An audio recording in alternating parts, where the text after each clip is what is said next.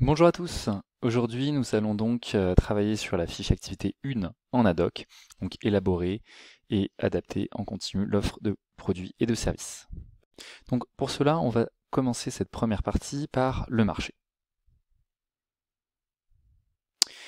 Le marché, l'objectif, c'est de vraiment décrypter l'environnement. Donc il faut qu'on ait une vision exhaustive, c'est-à-dire la plus large possible de notre marché.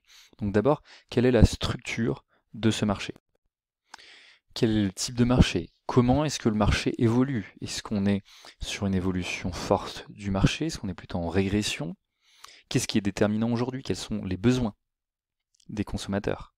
Qu'est-ce que cherchent les consommateurs? Ça va être hyper important. On est aussi dans un contexte très spécifique. Il faut absolument en parler. Depuis un an, qu'est-ce qui se passe? Donc depuis un an, mars 2020, qu'est-ce qui a évolué sur ce marché? Et d'une manière plus générale, sur les dernières années, qu'est-ce qui va être déterminant sur ce marché-là? On va également parler de la position. Donc, quelle est la position de notre enseigne, de notre unité commerciale au sein de ce marché global?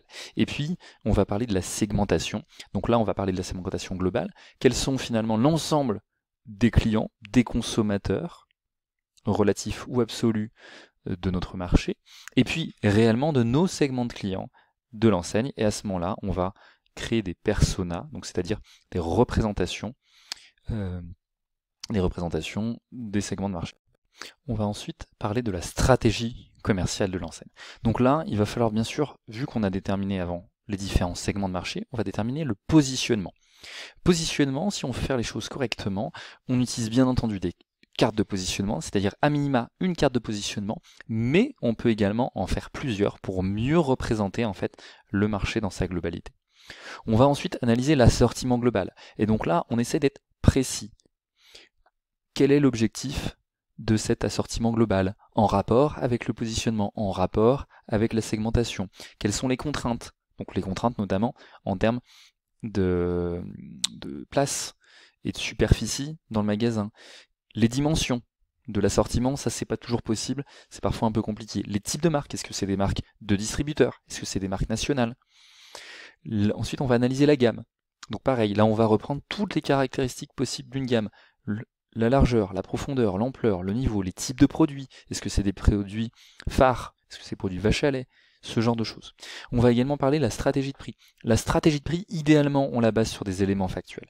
Donc, ou bien on trouve une étude qui parle des prix de notre enseigne par rapport à la concurrence, ou à minima, on fait un mini relevé de prix sur Internet. Le relevé de prix, on le fera sur une autre activité, mais là, c'est vraiment important d'avoir le plus d'éléments factuels. On rappelle également un petit peu les stratégies concurrentes. Et on rappelle quels sont les avantages de notre stratégie de prix par rapport à ce marché, par rapport à ces segments qu'on vise, par rapport à nos concurrents. On parle ensuite du service global.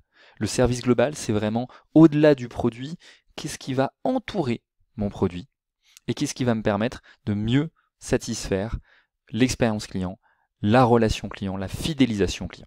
Et donc, dans la logique, on va également parler des stratégies omnicanales. Donc, quels sont les différents outils qui vont être utilisés? Et idéalement, on va préconiser. C'est-à-dire que si on est sur une enseigne qui utilise peu d'outils numériques et qu'on n'est pas sur une stratégie de distribution omnicanale, qu'est-ce qui serait intéressant de faire? Et là, pareil, on rappelle la concurrence et on rappelle le besoin du client systématiquement. Une fois que vous avez fait tout ça, vous avez votre grille d'auto-évaluation, en tout cas votre checklist d'auto-évaluation que vous allez voir.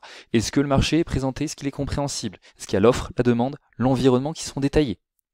Est-ce que la présentation, il y a à la fois des éléments quantitatifs, donc l'évolution du marché, le taux d'équipement, et qualitatifs?